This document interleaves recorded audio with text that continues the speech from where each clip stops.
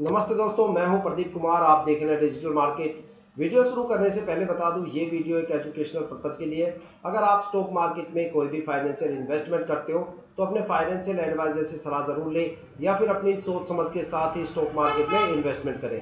अगर आपको stock market में कोई भी फाइनेंशियल लॉस होता है तो उसके लिए ये वीडियो रिस्पॉन्सिबल नहीं रहेगी। तो चलो दोस्तों, वीडियो शुरू करते हैं। देखो, आज हम बात करने वाले हैं Jaiprakash power venture limited stock के बारे में। जेपी पावर स्टॉक के बारे में हम बात करने वाले। देखा जाए तो स्टॉक ने जो अपने अपर सर्किट की सबसे हायर वैल्यू है उसको लगभग टच कर लिया और उसके बाद स्टॉक में लगातार आपको एक अच्छी खासी गिरावट आपको देखने को मिल रही है। देखो, यहाँ पे जो गिरावट हो रही है उसके पीछे दो सबसे बड़े रीजन है। मैंने उसके बारे में पहले भी आपको बताया था और अभी भी आपको बता रहा हूँ। यहाँ पे जो गिरावट है उसके पीछे सिर्फ दो ही रीजन है, मार्केट में कोई भी इसके अलावा अपडेट नहीं है। वो दोनों रीजंस ये है, जो पहला रीजन है वो तो ऐसा है कि जिसकी वजह से यहाँ पे जो अपर सर्किट है वो ही टूट गया। और वो अपर सर्किट केवल इसी स्टॉक में नहीं टूटा, काफी ज्यादा स्टॉक ऐसे थे जिनके अपर सर्किट यहाँ पे टूट गए। अगर सजलोन जैसे स्टॉक को देखा जाए तो सजलोन एक ऐसा स्टॉक है जहां पे मार्केट का कोई भी इंपैक्ट आपको देखने को नहीं मिलेगा। चाहे मार्केट में कितनी भी ज्यादा गिरावट हो, लेकिन उस स्टॉक में फिर भी आपको एक तेजी देखने को मिलेगी। लेकिन इस टाइम अगर सजलोन एनर्जी पे भी नजर डालें तो उसमें भी एक अच्छी खासी गिरावट पे गिरावट हो रही है, क्योंकि वहां पे क्वार्टरली रिजल्ट डिक्लेयर होने वाले हैं जिसको लेके कंपनी के अंदर प्रिपरेशन चल रही है। अगर देखा जाए जेपी पावर में जो यहाँ पे अपर सर्किट टूटा और गिरावट हो रही है, उस गिरावट के पीछे दो ही सबसे बड़े रीजन है। ठीक है, मैंने पहले भी बताया था दोनों रीजन के बारे में, इस बार भी बता रहा हूँ। सबसे पहला रीजन है कि स्टॉक का जो क्वार्टरली रिजल्ट है वो डिक्लेयर होने वाला है, जिसकी वजह से कंपनी ने यहाँ पे ट्रेडिंग विंडो को पूरी तरह से क्लोज कर दिया।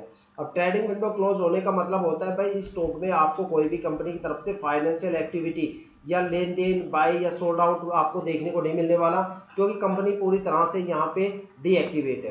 ठीक है, उन्होंने कोई भी यहाँ पे फाइनेंशियल एक्टिविटी वो यहाँ पे कर नहीं रही, क्योंकि कंपनी के अंदर क्वार्टरली रिजल्ट को लेके ऑडिट वगैरह चल रहे हैं। ठीक है, अब जो इसके ऑडिट का जो एक अनुमानित टाइम था वो 10 से लेके 15 तारीख के आसपास था, लेकिन लग रहा है कि भाई यहाँ पे ऑडिट में थोड़ा सा टाइम और लगेगा और ये डेट कम से कम 18 या 20 तारीख तक खिंच सकती है। लेकिन जैसे ही स्टॉक के अंदर आपको जो इनका जो ऑडिट वगैरह चल रहा है, जैसे ही वो खत्म होगा, आपको स्टॉक में एक जबरदस्त लेवल का पॉजिटिव मोमेंटम देखने को मिलेगा, जबरदस्त लेवल की ग्रोथ भी यहाँ पे देखने को मिलेगी। और दूसरा जो गिरावट का सबसे बड़ा रीजन है वो है एफआईआई। देखा जाए तो इंडियन स्टॉक मार्केट में इस टाइम काफी ज्यादा स्टॉक्स के अंदर ट्रेडिंग विंडो क्लोज है, क्योंकि काफी ज्यादा स्टॉक्स के अंदर क्वार्टरली रिजल्ट आने वाला है, जिसकी वजह से ट्रेडिंग विंडो क्लोज हो गई है। इसका सबसे ज्यादा फायदा उठाया है एफआईआई ने। एफआईआई ने तुरंत अपना यहाँ पे प्रॉफिट बुक किया और एक से बढ़ के एक यहाँ पे बिकवाली कर डाली। अगर एक आंकड़ों की बात करें तो मनी कंट्रोल की वेबसाइट पे आप इसे चेक कर सकते हो। अगर 1 अक्टूबर की बात करें तो 16,143 करोड़ की बड़ी बिकवाली एफआईआई ने कर दी। 3 अक्टूबर की बात करें तो 61,710 करोड़ की बड़ी बिकवाली कर दी। और इसी तरह से एफआईआई बिकवाली पे बिकवाली करता हुआ जा रहा है। और अगर टोटल वॉल्यूम की बात करें तो 1,39,304 करोड़ की यहाँ पे अब तक एफआईआई ने बिकवाली कर डाली है। तो जाहिर सी बात है कि भाई जब इतनी बड़ी बिकवाली होगी तो इंडियन स्टॉक मार्केट में गिरावट तो होनी होनी है। लेकिन अगर स्टॉक्स के अंदर ट्रेडिंग विंडो बंद हो जाती है तो समझ लो गिरावट का सिलसिला उसी टाइम से ही शुरू हो जाता है। लेकिन उसके साथ अगर कोई बड़े ब्रांड भी या बड़े इन्वेस्टर्स भी अगर वहां पे अपना प्रॉफिट बुक करके निकल जाए तो गिरावट और भी ज्यादा तेज हो जाती है। अब जेपी पावर का जो अपर सर्किट था वहां तक वो स्टॉक पहुंच गया था, लेकिन जैसे ही क्वार्टरली रिजल्ट की प्रिपरेशन आई, कंपनी में ऑडिट वगैरह शुरू हुए, तो वहां पे अपर सर्किट टूट गया और एक गिरावट का सिलसिला वहां पे शुरू हो गया। ठीक है, अब लोगों को ये लगा कि भाई ये शायद यहीं तक जाएगा और लोगों ने यहाँ पे सोल्ड आउट करना शुरू कर दिया। अब देखो, कंपनी की तरफ से कोई फाइनेंशियल एक्टिविटी तो है नहीं और एफआईआई यहाँ पे सोल्ड आउट करके निकल चुकी है, तो बच कौन गए? पब्लिक इन्वेस्टर बच गए।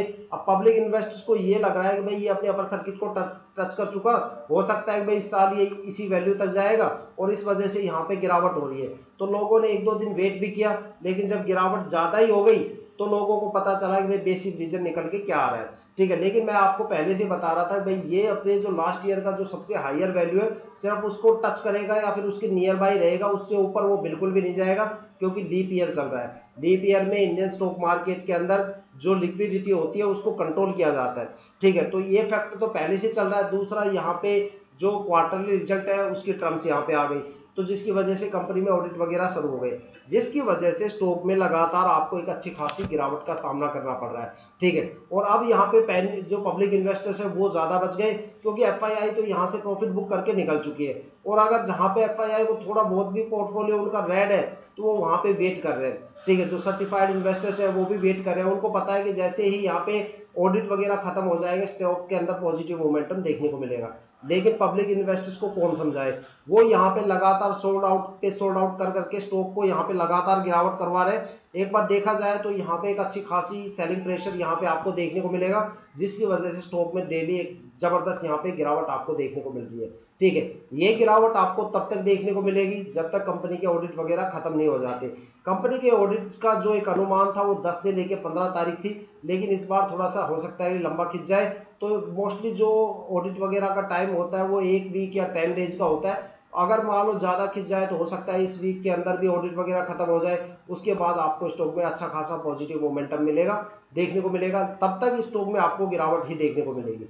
ठीक है, जब तक यहाँ पे फाइनेंशियल ऑडिट वगैरह जो चल रहे हैं उसकी डेट नहीं आ जाती, क्लोजिंग डेट। ठीक है, तो दोस्तों ये थी अब तक की सबसे बड़ी अपडेट जेपी पावर स्टॉक को लेके। अगर आपके पास इस स्टॉक की कोई भी होल्डिंग है और आप यहाँ पे प्रॉफिट के साथ हो, तो मैं तो आपको सिर्फ यही सुजेस्ट करूंगा कि अपना प्रॉफिट बुक करके यहाँ से निकल सकते हो। लेकिन अगर आप यहाँ पे लॉस के साथ बैठे हो तो मैं यही कहूंगा कि अपनी होल्डिंग को यहाँ पे बचाए रखना, बिल्कुल भी सोल्ड आउट मत करना, क्योंकि जैसे ही यहाँ पे क्वार्टरली रिजल्ट का जो यहाँ पे जो ऑडिट वगैरह चल रहा है, जैसे ही उसकी फिनिश होने का टाइम आएगा स्टॉक में आपको फिर से तेजी देखने को मिलेगी, और उस टाइम एफआईआई भी बड़े लेवल पे बाई करेगी और वहां पे पब्लिक इन्वेस्टर्स भी बाई करेंगे, और यहाँ पे कंपनी की तरफ से फाइनेंशियल एक्टिविटी भी स्टार्ट हो जाएगी, क्योंकि तब तक शेयर प्राइस काफी ज्यादा कम हो जाएगा।